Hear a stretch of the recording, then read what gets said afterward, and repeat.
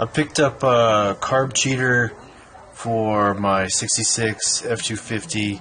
It's got the 352 FE in it. I hadn't seen anybody install one of these on this truck before, this motor, so I thought I would record a little bit how my install went, and maybe it'll help you. So the Carb Cheater is an app, and it uses this little module here and a couple other bits and bobs to automatically adjust your carburetor. It's really looking at AFR, and it's got a O2 sensor feed into it as well. For the install, it has this adapter plate, and it's got ports on it. That adapter plate is thicker than the one that originally came on my motor. I've got this extra port. Let's see if I can get it in here. This extra port that comes off of this valve cover. In the original one, the port on the back that goes to that guy there, it wouldn't allow the carburetor to sit all the way down. So they sent me this thicker one, and I could install the carburetor and then get that vacuum line run up to the valve, and then the other vacuum line comes this way and it goes to the front of the carburetor, or of the adapter. So with that, since it's now an additional inch higher, I had some other problems. The fuel line, the original fuel line, is a hard line. And that hard line, it's all bent, and it comes up through here, and it connects to the carburetor here. Well, now it's an inch higher, and that hard line won't reach. So I just put a barb end and just a rubber hose on. But before I settled on this, I thought I would bend my own line, and I went ahead and started to bend the vacuum line from a distributor. So it normally snakes through here. Well, the fuel line comes through here, and if I were to raise it up any, it hit this vacuum line, and then it wouldn't allow it to go up any farther to connect. So it was a lot more bending and other stuff. So at that point, I had already started to bend this to get it out of the way, and then I settled on this rubber line. And now, after it's all said and done, this could have stayed where it was, and then I could have just ended up with the rubber line and just have been done with it. So the other piece is the transmission linkage. So this truck is an automatic, and that then caused my transmission kickdown to not line up. It wouldn't reach. What it was doing is, like, if you did connect it, it was pulling it back enough to where it was sitting at about 1200 RPM. So two things. So I had to adjust the throttle cable to give it some slack, because it was holding it at 2000 RPM. And then that bracket is a Holley 2041.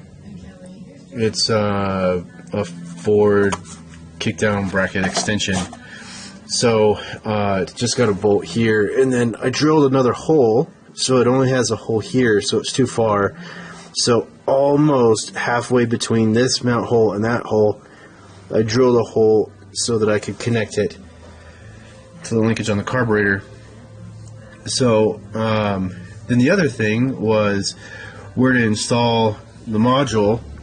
And the module, I originally wanted it on the passenger side, just to get it away from all of the rest of this craziness. But where I wanted to put the O2 sensor, it wasn't really cooperating with where I wanted to put it. So I started trying to figure out where I was going to put the O2 sensor before I dealt with the module. Well, it's got a dual exhaust on it, and I could have probably have put it on the passenger side, but let me show you where that's at.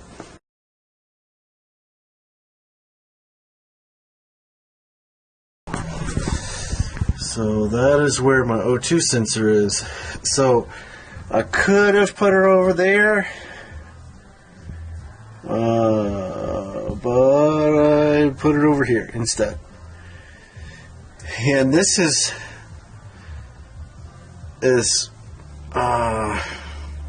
really as far back as it can go.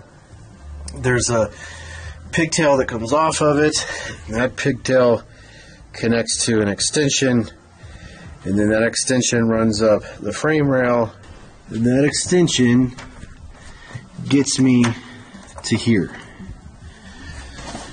So there's another extension that goes over to the valve, and that's plenty long enough. That was fine. I would recommend that when you connect this connector, you can easily reverse these. I actually had it reversed the first time. This is where it would mount to a clip that you're securing it to. So, and this is the side where you would push down on that tab.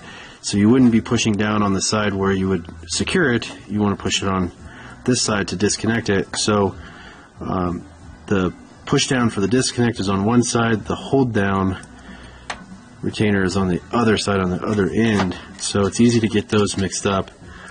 But and then on this connector, it's easy to screw up the pins, but mine went on fine. And then I just mounted the module.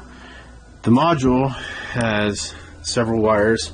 So it has 2 wires that goes to the coil, and then battery positive and negative, which aren't quite long enough on 66 F250 to go from one corner around to the other corner to the battery, so I had to extend those. Then there's a 2-step wire, which I'm not going to use, and then there's this kind of a relay, these 2 orange wires. I have those wired into a set of fog lights, and in the program you can set the orange wire to connect based on RPM or just come on when the module comes on. I have it now set to come on when the module comes on. I originally wanted to have it set to an RPM, that way it's not pulling power to run those while it's trying to crank, but in the app it will constantly let you know that that is on based on the RPM. So to avoid just that constantly running, I went ahead and set that to come on when the module comes on. So a couple of things on the FE just to kind of recap. So the riser for mine, I needed a higher one because of the port on the passenger valve cover. It goes underneath there, so I needed that higher to get the carburetor on. I needed the O2 sensor put in somewhere. I have shorty headers and dual exhaust straight back, so I did need to use the O2 extension, but found a place for that. And then with that taller riser, I needed to take care of the hard line for the fuel line up to the carburetor, and then I needed an extension for the automatic kickdown lever, and those were the only things that I had to do kind of quirky for this setup. The valve went in fine underneath there in the full size, whatever it is, 13-inch whatever air cleaner. It clears it just fine, so that's not an issue either. It's an old truck. It's not a show queen by any means. It's my work truck, so lots of wires and dirtiness, but it's relatively easy to install. And then the app itself, it runs, and I haven't done any tuning on it, but I've gotten a little bit done on just idling, so I need to drive it around some more and get some additional tuning on now that I actually have some data coming off of it. hope that helps for anybody installing on a FE on one of these old Ford pickups.